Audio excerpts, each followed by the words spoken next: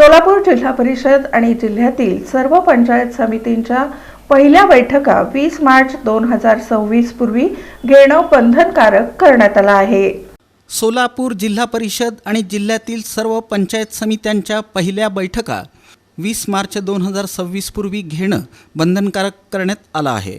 राज्य शासनाच्या महाराष्ट्र ग्रामविकास विभागानं याबाबत जिल्हाधिकाऱ्यांना स्पष्ट आदेश दिले आहेत।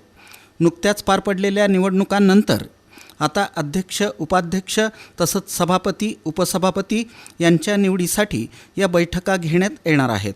कायद्यानुसार निवडून आलेल्या सदस्यांचा कार्यकाळ हा पहिल्या बैठकीपासून सुरू होतो, त्यामुळे बैठक वेळेत घेणं अत्यावश्यक ठरतं।